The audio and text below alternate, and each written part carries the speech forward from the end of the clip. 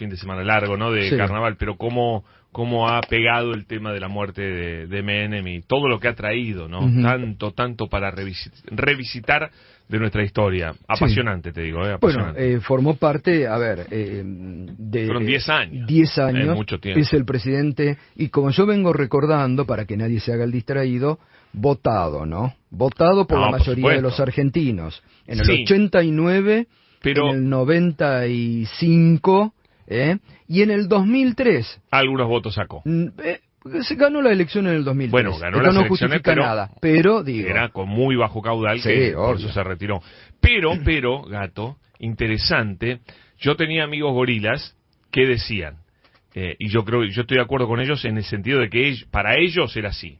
En el 89 había que estar loco para votarlo a Menem. Y en el 95 había que estar loco para no votarlo. ¿Por qué? Porque, bueno, fueron dos mundos diferentes los que lo votaron a Menem. Esto es increíble. Lo votó un arco y después lo votó otro arco en el medio. Habrá habido alguno que lo votó 2 veces, pero en general eran 2 mundos diferentes. Y bueno, pero fíjate vos para todos los que lo votaron en el 95, votarlo en el 89 era demencial, porque no era alguien confiable, era alguien que no se sabía qué iba a hacer, que era un improvisado, que no se tenía ni idea quién era Menem en el fondo, era un emergente del peronismo, por supuesto, pero después terminó traicionando al peronismo de una manera brutal y aliándose con la UCD. Por eso, cuando también, viste un poco, mirá quién sale hoy a alabar el gobierno de Menem y quién sale a criticarlo, y ahí tenés, ¿no? O sea, todo el arco liberal, confirmando una vez más que de liberales no tienen nada, salen a aplaudirlo a Menem. Yo digo, son los liberales más locos del mundo, porque la convertibilidad es lo menos liberal que ha existido en la Tierra. Era fijar el tipo de cambio a través de una ley. Eso en el ideario liberal, ¿a quién le cabe? Es ridículo, ¿o no? Pero no tiene sentido. Totalmente. Entonces salen a aplaudir. ¿Qué salen a aplaudir? ¿Sabes lo que salen a aplaudir? Un gobierno de centro derecha o muy de derecha, un gobierno conservador y un gobierno alineado con los Estados Unidos, que son las cosas que a ellos les gustan. Obvio, a la gente de derecha en la Argentina. Totalmente. Bueno, igualmente, a ver, como siempre en los análisis históricos hay que ver todo. No, porque y hubo si te cosas quedás buenas, con una cosa, obvio. si quedás para no sos objetivo, objetivo en el análisis que realiza. Lo que uno tiene que destacar también, que junto a Alfonsín fueron los últimos 2 grandes caudillos, se puede decir, de la política argentina. Y los hombres de la política que sabían negociar, que no es una mala palabra en la política, dialogar, consensuar. Pero yo lo meto a Kirchner ahí también, Lo meto a Kirchner también. Que supo construir poder de una manera increíble también. Y también negociaba Kirchner. ¿O no se trajo mitad de la Unión Cívica Radical? Era más duro en la negociación. Sí, seguramente. Era más duro en la negociación, digo, ¿no? Pero como representantes, yo lo destaco, ya Néstor comienza, él estaba un poco en el inicio de su gobierno, después no, porque después fue presidente del PJ, pero te acordás que en el inicio de su gobierno repudiaba al PJ, ¿te acordás? Sí. No quería saber nada. Obvio. Después fue presidente del PJ. Pero yo digo en cuanto a representantes de 2 partidos políticos fuertes que hoy no existen y que trae muchos problemas a la democracia, la no existencia de partidos políticos. Sí, es cierto. Porque el diálogo, el consenso, la negociación son elementos indispensables en la democracia. Pero esos 2 grandes caudillos, te digo la verdad, ¿no? Para mí hicieron algo que fue imperdonable, que fue el Pacto de Olivos, ¿no? No es imperdonable. Es una reforma constitucional que no es imperdonable. Pero es que no tenía otro objetivo, Gato. ¿Sabes por lo que pasa? No, si la hacía Menem, era si la hacía Menem solo. Si la hacía Menem solo, que la iba a hacer, es porque que ahí tenés que bucear de por qué Alfonsín acordó. Porque Alfonsín, ¿qué decía? Menem la saca. Porque muchos radicales se habían vendido. Bueno, hasta propios amigos de Alfonsín. Fue un manotazo ahogado y decir, bueno, por lo menos le ponemos alguna condición. Pero sacó una reforma constitucional que fue adecuada a los tiempos, que introdujo mucha participación de la ciudadanía en algunos, que después se usen o no se usen, o se mal usen. Bueno, es otra cuestión. Pero lo que supo Alfonsín... Hubo un regalo a la clase política, el tercer senador, acordate. Y bueno, eso formó parte de la negociación política. Terrible. Pero eso formó parte de la negociación política. A mí no me gustó. Te digo la verdad, a mí no me gustó porque me parece que no es lo que tiene que impulsar una cosa tan importante cómo es una reforma pero constitucional, que hemos tenido una en la democracia nada más. Se incorporaron, primero, derechos que no estaban incorporados en la Constitución Nacional. Se incorporaron tratados internacionales de importancia que no estaban incorporados. Se ayornó un poquito la Constitución, es verdad. Bastante, diría yo. Se pusieron instituciones como la participación popular, como la posibilidad de la ciudadanía a través del ombudsman. ¿te acordás de eso? También se introdujo, pero no me sale ahora cómo es el término de a través de firmas presentar proyectos por parte de la ciudadanía. Hubo ciertas cosas. Hay muchas cosas positivas de la reforma del 94. Lo que pasa es que yo discuto que el objetivo se quedó corto porque esto Menem lo negó, pero era muy bueno lo que quería la figura del primer ministro. Porque con la figura del primer ministro no hubiera caído de la Rúa, por ejemplo. Lo que pasa es que era importar una figura para un gobierno parlamentario que no era la tradición argentina. La tradición argentina es basada en la Constitución americana, un sistema presidencialista. Pero se hubiera podido que se salve de estos resbalones que tuvo Alfonsín, que después, de la Rúa, que tuvo que renunciar e irse. Yo creo que ahí metieron una figura, la del jefe de gabinete, que es una figura que es ajena al sistema republicano porque argentino. quedó a la mitad de camino. Porque totalmente. Ahí la idea de Alfonsín era de primer ministro, que sea el fusible, claro, y que funciona muy bien. No está en riesgo. Lo que pasa que no está en riesgo la institucionalidad. Totalmente. Y puede salvar como, salvó después por gracias a Dios en el 2001 porque la Argentina ha madurado democráticamente y las asambleas legislativas pudieron salvar. Porque ese es el sistema para la crisis en el sistema nuestro. Yo creo que el sistema parlamentario es para países mucho más estables y más con instituciones más fuertes que la Argentina no tiene. La Argentina necesita todavía, lamentablemente, presidentes fuertes, si no funciona, desgraciadamente. Y nada, qué sé yo. Y otra cuestión que hay que valorar en Menem, otra cuestión que había que valorar en Menem, no era una persona de odiar. No tenía el odio, no introdujo el odio como hoy es de ambos sectores. No promovía el odio, por lo menos verbalmente y demás. Igual él nunca estableció algunas persecuciones en su gobierno. Hay algunas figuras políticas que lo sufrieron. Carlos Grosso, por ejemplo, fue un tipo que fue directamente denostado y eso fue interno del gobierno de pero Menem. tenía varios cuestionamientos de corrupción. Culpas tendría.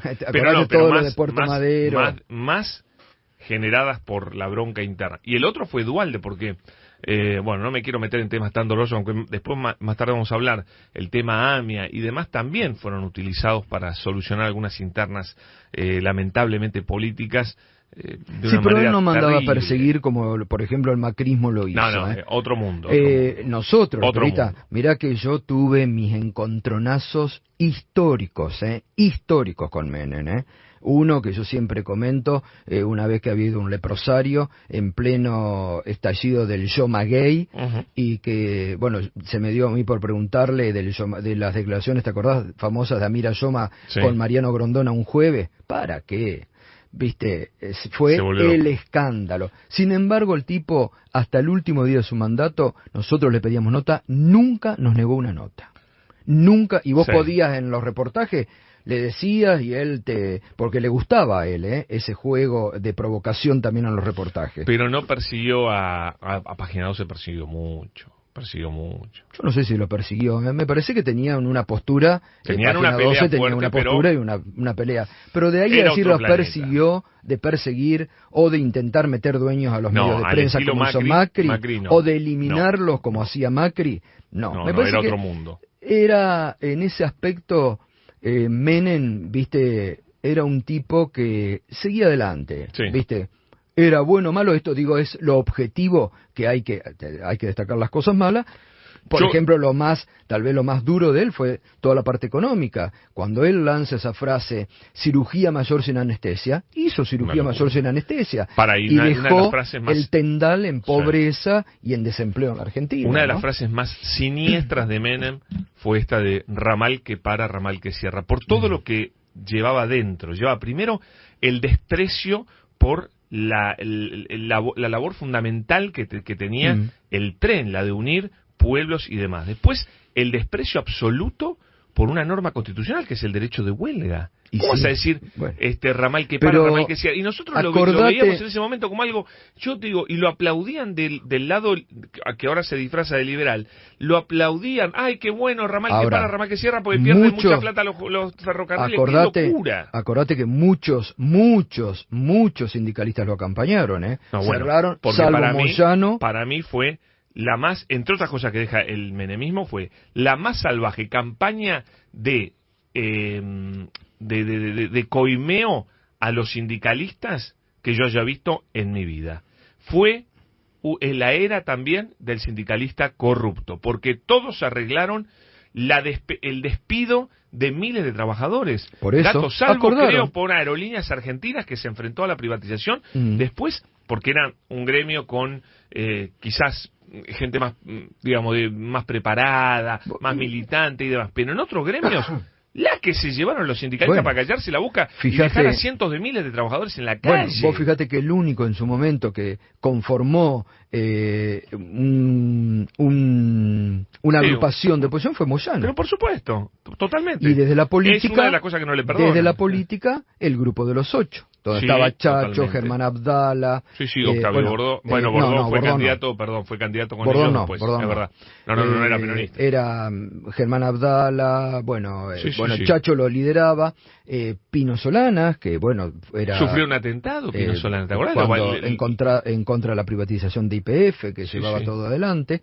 Pero por eso hubo causas, no de corrupción, digo yo, de mega, ultra, recontra corrupción, privatizaciones innecesarias, algunas bien hechas en el sentido de que se necesitaban inversiones para cambiar, por ejemplo, en el rubro telecomunicaciones, que el Estado no iba a hacer, y se venía la era del teléfono celular, y todavía estábamos esperando 7 años para tener un teléfono. Eso es verdad, pero después, lo corrupta que fue la privatización de Entel, Gato, la conozco perfectamente, fue un mega recontra curro. Ahí hubo impresionante. Ahí hubo una palabra incumplida porque le habían prometido a una empresa de Estados Unidos que se iban a quedar. A AT&T, ¿no es cierto? Que iba a quedarse y finalmente después le dieron a otro, ¿no? Ahí también de paso le dieron Canal 13 al grupo Clarín. Eso es lo que hizo muy de cerca.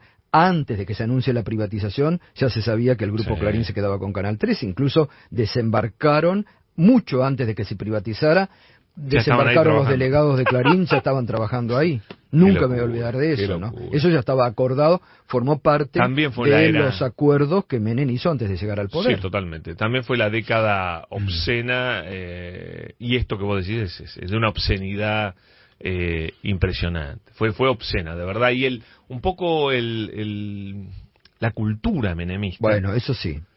Fue terrible. La cultura de la individualidad, del individualismo, del exitismo, del nuevo rico. Exactamente, del shopping y del celular. Sí. Incluso hizo carne en mucha juventud. Totalmente. En mucha juventud. Y montado sobre una convertibilidad y un sistema económico que beneficiaba terriblemente a la clase acomodada y destrozaba a la clase media baja, de una manera también igual brutal, miles de argentinos que vivieron la convertibilidad, y decían, acordate que en el 99 nadie quería escuchar hablar en contra de la convertibilidad, a punto tal que me acuerdo que en la campaña de la Alianza a Raúl Alfonsín, porque en ese momento eran Raúl Alfonsín y Duhalde los que decían hay que salir de la convertibilidad. Sí, esto explota. Bueno, Duhalde perdió las elecciones por hablar de eso. Sí, y las ganó a Raúl de la Alfonsín, por no decir eso. Por no decirlo. Y Raúl Alfonsín lo mandaron a callar. Porque le dijeron, de esto no se habla en la campaña. Bueno, porque... Y así le explotó después la convertibilidad al gobierno de la Alianza, ¿no? Ese era el egoísmo, ¿no? El que pudo viajar, nunca había podido viajar. El que se compró el voto cuota, ¿no es cierto? Estaba todo regalado, pero ¿en base a qué? A dejar a la gente en la calle, ¿no? Porque... es verdad, hubo algún grado de inversión importante, pero en sectores donde le regalaron todo a las empresas. Y al mismo tiempo las empresas que hicieron, se ajustaron, tiraron a la gente por la ventana. Fue terrible, Gato, fue terrible. Yo creo que el resultado fue terrible y fue... ¿Sabes lo peor que pasa cuando una política económica te envuelve en un manto de exitismo y en el fondo es todo lo contrario. Yo creo que el menemismo era un veneno muy dulce, ¿no?